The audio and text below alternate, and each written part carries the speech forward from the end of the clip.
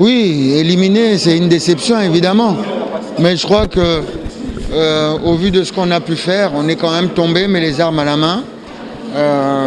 Voilà, je ne reviens pas sur autre chose. Je vais féliciter le Cameroun d'avoir sorti un bon match. Est-ce qu'il y a des repères? Oui, hein, quand on s'aligne dans une compétition, on aime avoir de l'équité, on aime gagner. Donc quand on ne gagne pas, on n'est pas très heureux.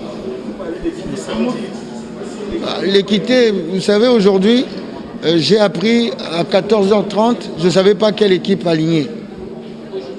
Donc c'est compliqué, jusqu'à 14h30. Donc comment vous travaillez quand c'est comme ça? C'est pas logique. Donc on n'a pas eu depuis le début de cette compétition, on a eu des choses qui ne sont pas normales. Et il faut absolument arranger ça parce que le Cameroun n'a pas besoin de ça. Il y a des super beaux stades, le Cameroun a une belle équipe, il y a des belles équipes, mais on ne peut pas traiter des amis, puisqu'on est des amis comme on nous l'a traité, quoi.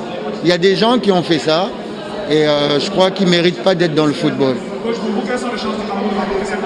J'ai dit que le Cameroun était favori, et aujourd'hui, je ne démords pas, ils ont la possibilité, sauf que là, on les a un peu fatigués. On les a un peu fatigués, et vous avez vu la deuxième mi-temps, ils ont eu beaucoup de mal. Donc s'ils récupèrent bien, ils ont la possibilité d'aller loin. Se mentir, la première mi-temps, on a bien démarré, et puis après, bon voilà, on n'était pas trop mal. Il y a eu ces deux erreurs, il faut pas se cacher, qui ont fait que le Cameroun est passé devant. On est revenu un peu plus, avec beaucoup plus d'allant en deuxième mi-temps, on a beaucoup attaqué, mais on ne s'est pas créé beaucoup d'occasions. Donc voilà. On a repris, mais je crois que le rythme qu'on a mis en deuxième mi-temps, qu'on a imprimé en deuxième mi-temps, si on l'avait imprimé comme ça en première mi-temps, on aurait eu certainement une issue plus heureuse. Est-ce que la question des Covid vous a perturbé? On peut dire non. On peut dire non pour donner le moral aux joueurs, mais elle est perturbante. Elle est perturbante. Quand vous avez tout votre groupe, vous avez un groupe de 33, il y en a 20 qui ne s'entraînent pas, d'autres qui sont comme en prison. Parce que c'est réellement comme si vous étiez en prison. Vous ne pouvez pas dire que vous avez tout votre atout. Aujourd'hui, hier, on avait 13 joueurs. On nous dit vous avez 13 joueurs. À 14h30 aujourd'hui, j'ai pu faire mon équipe. Donc on revient à l'époque des tableaux noirs.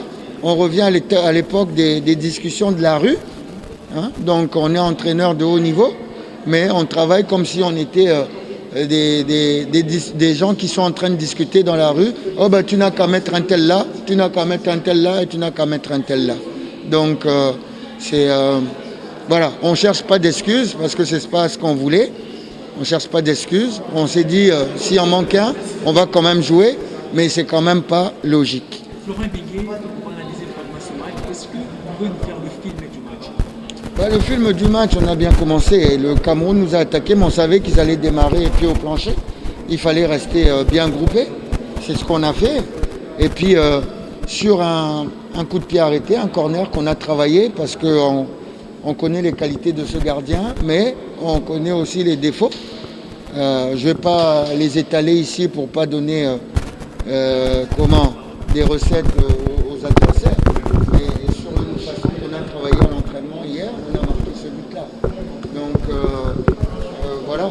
Et puis après, sans que le Cameroun ne soit dangereux, il y a deux erreurs de notre gardien qui remettent le Cameroun devant.